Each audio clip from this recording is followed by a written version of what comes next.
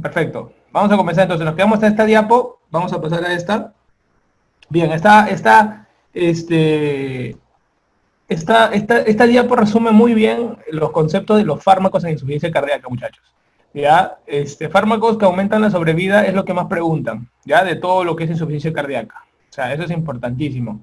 Y es lo que va a venir, ¿no? Siempre les digo a todos que los fármacos que hacen bien, les digo, ¿no? O sea, que aumentan la sobrevida, ¿no? Beta bloqueantes, YECAS, espironolactona, ¿no? Eso es importante recordar. La N te lo pongo acá solo para que suene, pero no necesariamente porque hay un fármaco, ¿no? Pero igualito, ¿ah? Si es YECA, puede ser ARA2 también, ¿no? Tú sabes, YECA o ARA2, ¿no? Entonces, los fármacos que hacen bien, acuérdate de esto, ¿ah? Esto preguntan siempre. Entonces, fármacos que aumentan la sobrevida, tenemos a los betabloqueantes. Todos los betabloqueantes, doctor, todos los betabloqueantes aumentan o mejoran la sobrevida. Tú sabes que la disminución de la frecuencia cardíaca y el hecho de que se relaje mejor la fibra muscular cardíaca, eso genera un aumento de sobrevida, ¿ya? Entonces esto queda bacán. Los YECAS evitan el remodelado, Al evitar el remodelado, generan aumento de sobrevida. La espironolactona también también evita el remodelado, igualito, solamente que la espironolactona tiene una condición. Trabaja cuando la fracción de eyección es menor de 35. Si tienes fracción de eyección mayor de 35, no te da ningún beneficio. ¿Ok? Y otros fármacos que también ayudan en el pronóstico, ¿cuáles son? Bueno, la aspirina, si el pata es coronario, te va a ayudar. La atorvastatina también, si es coronario, y lo vamos a ver en coronarios. Pero, por ejemplo, otros fármacos que uno creería que aumentan la sobrevida, pero no lo hacen, son los digitálicos, y siempre te lo ponen y la gente cae. No aumenta la sobrevida. Ayudan a que disminuya el tiempo de hospitalización, pero no aumenta la sobrevida.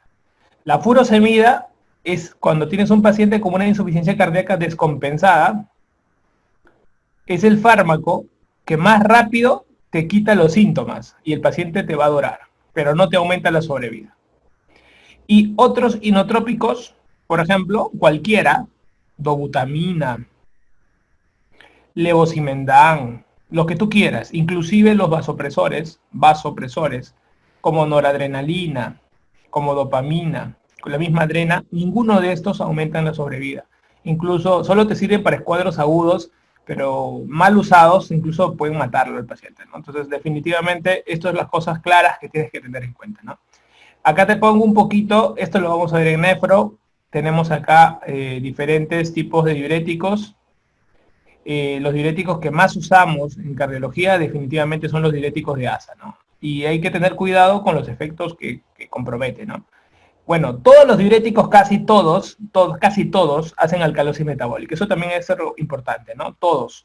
Excepto el ahorrador de potasio, pues porque aumenta el potasio, y tú sabes que el potasio cuando aumenta viene con su pata el hidrogenión, ¿no? Entonces es el único que hace acidosis, pero todos hacen alcalosis, ¿no? El potasio disminuye mucho con los diuréticos de asa, ¿no? Es el diurético que más disminuye el potasio de todos, ¿no? Así como la tiacida disminuye más sodio de todos, la furosemida lo hace más. Y el problema es aquí, pues. El problema es aquí. Porque al disminuir el potasio, esto puede aumentar la intoxicación digitálica si el paciente toma digitálicos, ¿no? O sea, siempre la gente se confunde, ¿no? Porque cree que la intoxicación es por aumento de potasio, ¿no? Es también por la baja de potasio. Esa es pregunta que puede venir, ¿no? Y lógicamente aumenta también la eliminación de calcio, pues, ¿no? Prácticamente 40% del calcio se reabsorbe en túbulo contorneado, en asa gruesa, perdón, y pues eso se bota, pues, ¿no? Sino que nosotros nos acordamos del asa gruesa solamente por la bomba, 2-cloro sodio potasio, pero ahí tenemos calcio también. Entonces los diuréticos de asa, la furosemida también te descalcifica, ¿ok? Entonces te lo pongo acá para que te acuerdes que esto te vas a ver que te va a encantar en los pacientes con insuficiencia cardíaca y te quita los síntomas y todo, pero al final tiene consecuencias, ¿no? Van a haber algunos otros fármacos que también están dando mucho en boga ahora dentro de estos cuadros, como la nesiritida, por ejemplo. La nesiritida es como un equivalente, es muy parecido al péptido natriurético tipo B, ¿no? El péptido natriurético tipo B, este péptido se produce en los ventrículos, ¿no? Cuando el corazón está dilatado. Entonces, tiene un efecto natriurético, como su nombre lo dice, y lógicamente esta nesiritida le da cierto aspecto es parecida al péptido natriúrico tipo B, que tiene más o menos 32 aminoácidos. Y bueno, tiene, ya está probada y está dentro de los protocolos de manejo de los pacientes con insuficiencia cardíaca, por ejemplo, ¿no?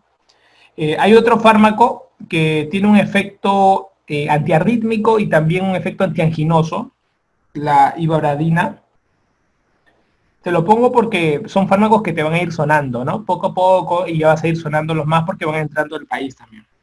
Esto generalmente se usa cuando no hay una tolerancia adecuada a los beta bloqueantes. Tú sabes que los beta bloqueantes son los fármacos de elección, nos encanta hablar de beta bloqueantes, pero cuando no toleres beta bloqueantes, siempre y cuando el paciente tenga una frecuencia cardíaca mayor de 70, se podría usar la ivabradina, ¿no?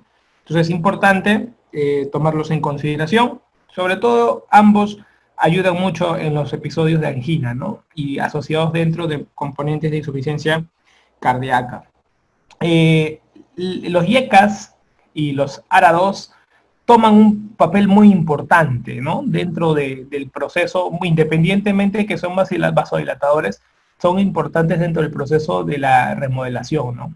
Es por eso que el alisquirén, por ejemplo, el alisquirén lo preguntaron en el residentado hace unos 5 años más o menos, y te preguntaban dónde actuaba, ¿no? Este actúa en el sustrato de la renina, ¿no? En el sustrato de la renina. Como que buscaban un fármaco que puede eliminar la renina para así ya bloquear todo el sistema, ¿no?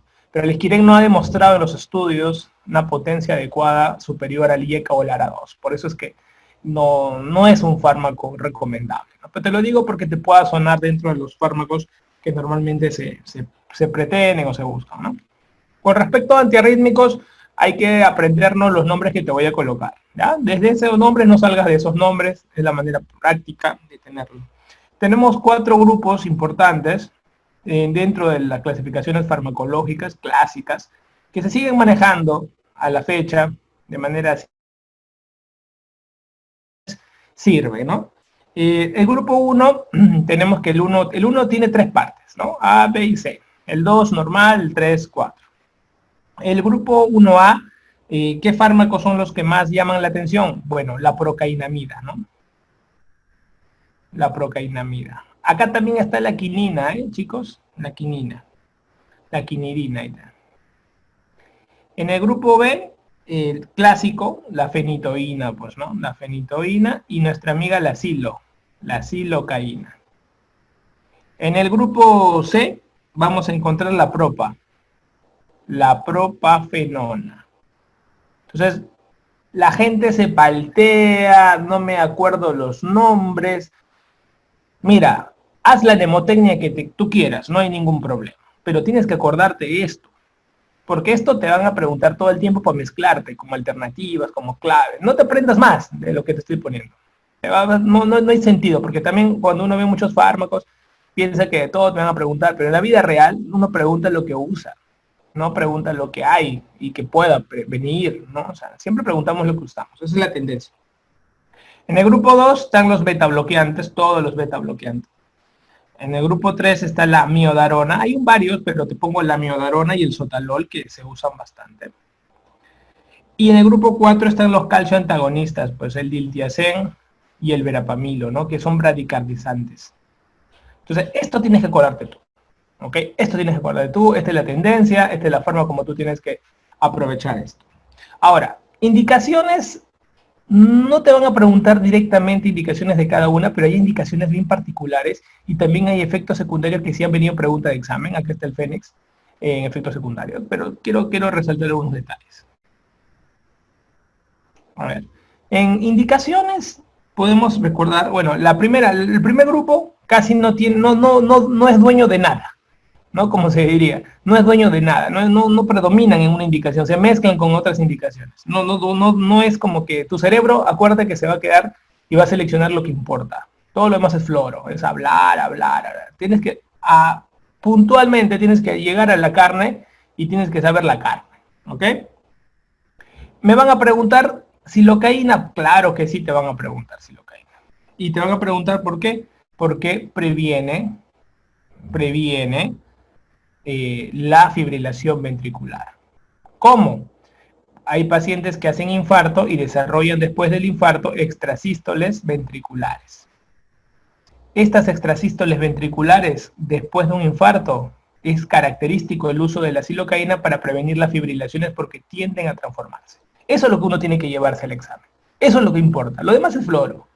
¿Ok? ¿La propafenona se usa? Sí, en fibrilación auricular. Pero doctor, tú me has enseñado que la amiodarona también puede usarse. También puede usarse. La diferencia es que la propa se usa en corazones sin daño estructural. Y la amiodarona con daño estructural. Bacán. Así tienes que tener tu cabeza ordenada. Si no, no va a entrar nada.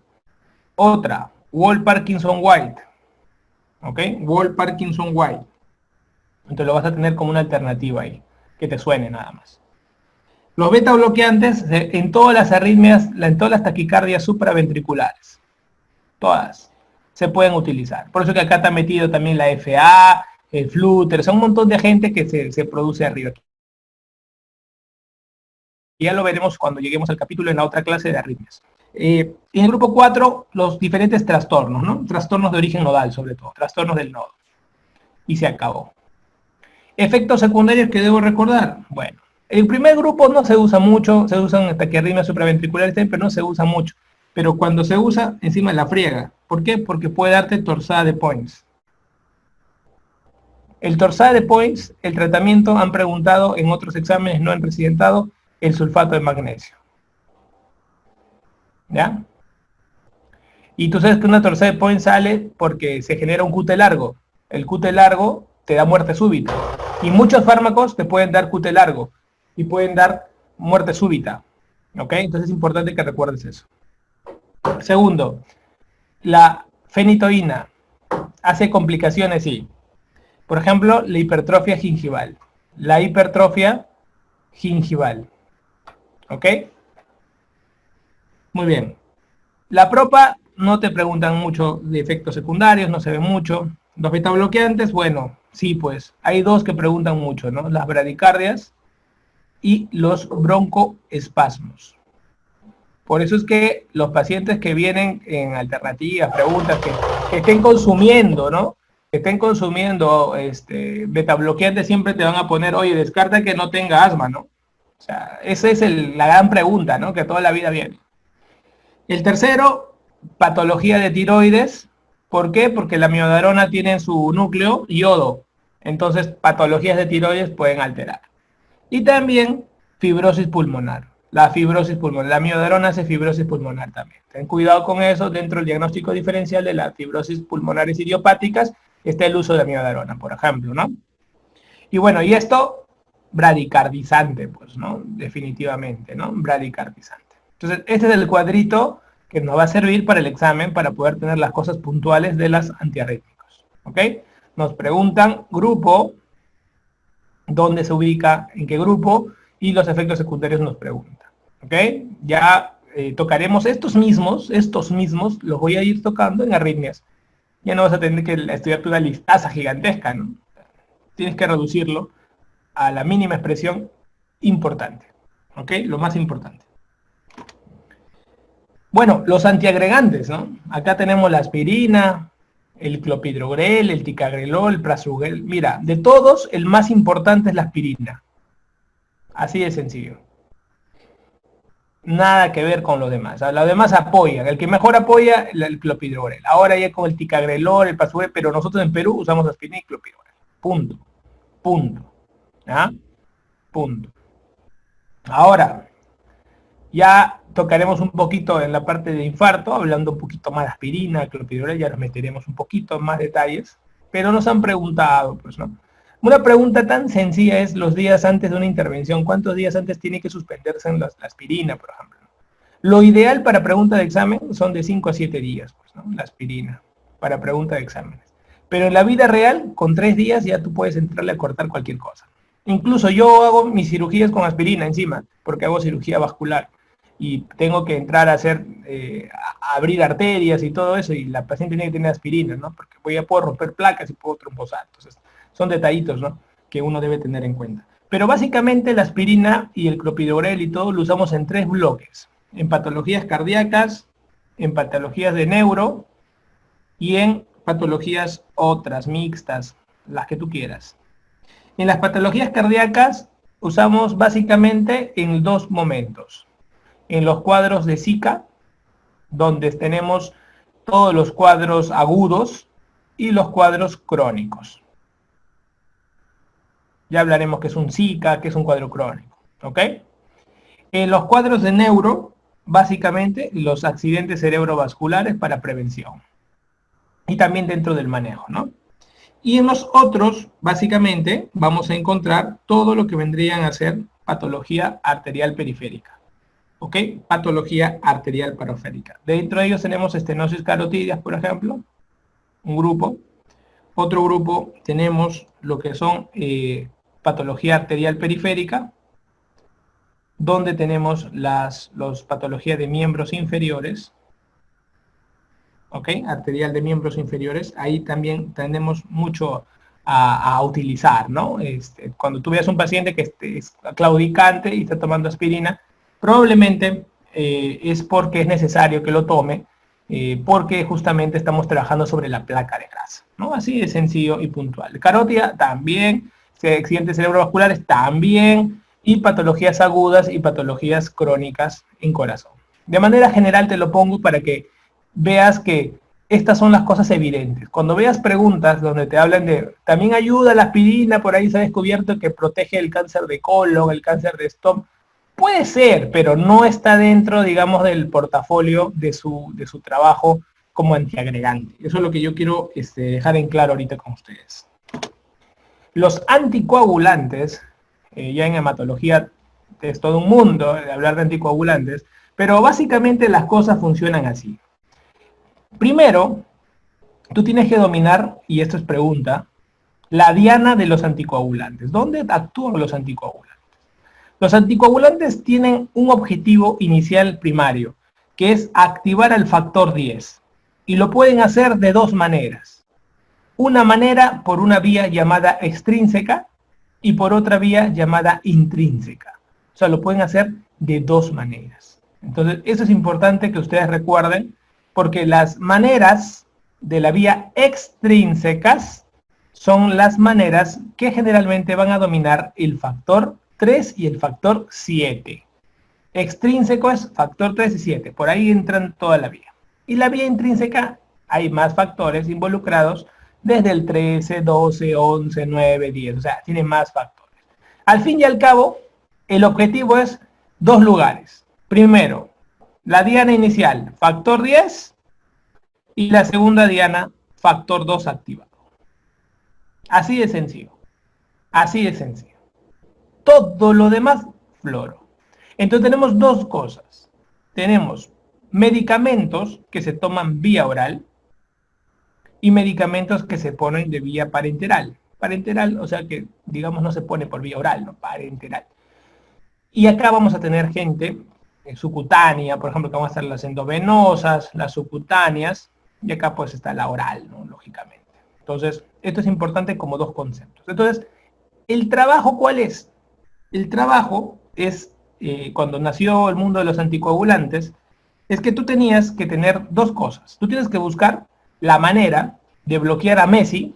Messi es el 10. Entonces, el primer objetivo de la creación es bloquear a Messi. El segundo objetivo es bloquear al 2. Entonces teníamos que bloquear al 10 y al 2. O sea, cuando tú crees un anticoagulante tienes que bloquear al 10 y bloquear al 2. ¿Ok? Ese es tu objetivo, digamos.